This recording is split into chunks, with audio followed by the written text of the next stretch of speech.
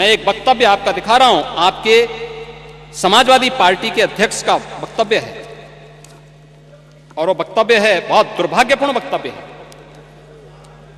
ये वक्तव्य है श्री अखिलेश यादव का। महोदय, उन्होंने कहा है कि हमारा देश कभी विकसित भारत नहीं बन सकता। ये देखो ना, ये क्या है? ये यानी एक राजनीतिक दल अपने देश के प्रति इतनी दुर्भावना रखता है, और इसलिए देश अब इस बात को कहने लग गया है कि अगर श्री राहुल गांधी की उपस्थिति भाजपा की जीत की गारंटी है, तो उत्तर प्रदेश में से अखिलेश यादव की उपस्थिति भाजपा की जीत की निश्चित गारंटी है।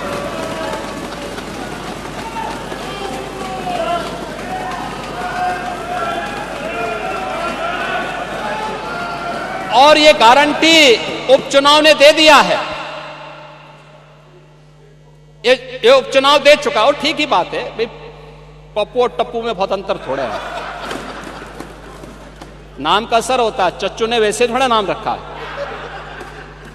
तो ठीक है, चच्चू भी शांत हैं, लेकिन समय आने पे अपना ओस दिखाएंगे। महोदय, मैं विनम्रता से कहूंगा कि महाकुंभ पे राजनीति न करें, अपनी बात को रखें शालीनता के साथ, मर्यादा के साथ। लेकिन जो लोग जीवित हैं, अपने परिवार के साथ मिल रहे हैं, उनको मृतक मत बताइए। और पांडे जी, आप तो इतने बुजुर्ग हैं, इतने वरिष्ठ हैं। हमारे यहां तीर्थ यात्राएं होती थी, लोग जाते थे, बड़े श्रद्धा के साथ जाते थे। हमारी आस्था है, कैसे आप इसको रोक सकते हैं? लेकिन उनको बदनाम मत करिए, उनकी श्रद्धा के साथ खिलवाड़ मत करिए। मैं तो तेलंगाना का भी उदाहरण आपको दे दिया, उत्तर प्रदेश का मैंने दिया, गोरखपुर का मैंने दिया, प्रयागराज का मैंने दिया।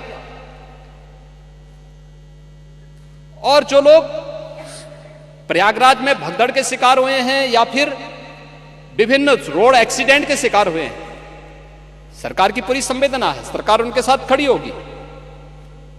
और इन सभी घटनाओं की जांच करने के लिए इसीलिए सरकार ने एक जुडिशियल कमीशन का गठन भी किया है। जुडिशियल कमीशन अपना काम कर रहा है, तथ्य भी मांगेगा, जानकारी भी मांगेगा, हर एक स्तर की जानकारी लेगा। और मैं इस सदन को इस बात के लिए आश्वस्त करना चाहूंगा, इस बात के लिए आश्वस्त करूंगा कि प्रयागराज भगदड़ का कोई गुनाहगार होगा तो बख्शा भी नहीं जाएगा। कोई भी होगा, कहीं भी छुपा होगा, किसी भी स्तर पर होगा, और कितना भी बड़ा क्यों ना हो, वह किसी भी स्थिति में बचेगा नहीं। ये मैं आप लोगों को आश्वस्त करता हूं, पूरे सदन को आश्वस्त करता हूं। लेकिन मैं आपसे इस बात में विनम्र अपील भी करूंगा, आयोजन किसी पार्टी का, किसी सरकार का नहीं है। सरकार ने अपनी जिम्मेदारियों का निर्वहन किया है, प्रशासन अपनी जिम्मेदारियों का निर्वहन कर रहा है। यह आयोजन समाज का है, भारत का है, सनातन धर्म का है। और सनातन धर्म को और भारत को कृपया अपने राजनीतिक स्वार्थ के लिए बदनाम मत करिए। वही हमारा सीधा सा मतलब था। अपने जो भी पॉलिटिक्स में हैं, जो पॉलिटिक्स कर रहे हैं, देश के साथ जो लीडरशिप कर रहे हैं, तो हमारे देवतुल जनता, भोली भाली जनता जो आप लोगों के ऊपर नजर रखती है कि हमारे नेताजी या हमारे माननीय जी कुछ करेंगे राष्ट्र के लिए, देश के लिए। जब देश सुरक्षित रहेगा, धर्म सुरक्षित रहेगा, तो और हम और आप सुरक्षित रहेंगे, हमारी बहन बेटियां सुरक्षित रहेंगी, हमारा समाज सुरक्षित रहेगा, शुद्ध वातावरण रहेगा, शांति रहेगी।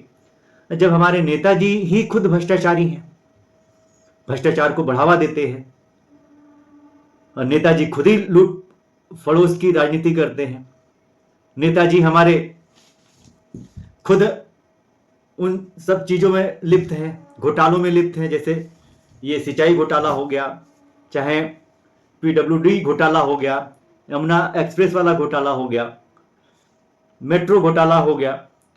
तो सारी फाइलें आपकी भी रखी हुई हैं, लेकिन ओपन नहीं किया जा रहा है। कुछ कारण है कि नहीं ओपन किया जा रहा है, इसको आप भी समझते हो। तो ओपन होगा तो आप भी नहीं बचोगे। गिद्ध की नजर रखते हो तो हमारा यही कहने का मतलब है मेरे बड़े भाई कि सुधर जाओ, देश प्रेम कर लो, राष्ट्र प्रेम कर लो और अपने लोगों को गले लगाओ और धर्म, जाति, मजहब की राजनीति मत करो। अपना राष्ट्र सुरक्षित रहेगा, धर्म सुरक्षित रहेगा, तभी हम और आप सुरक्षित रहेंगे।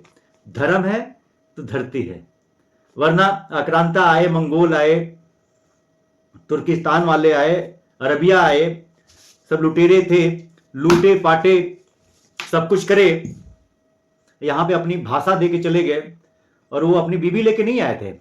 आप ही लोगों की जो आज कन्वर्टेड तलवार के डर पे सवाल उतार दिए, उन्हीं उनके पूर्वज जो है तो वही सब आज कट्टर मुसलमान हैं।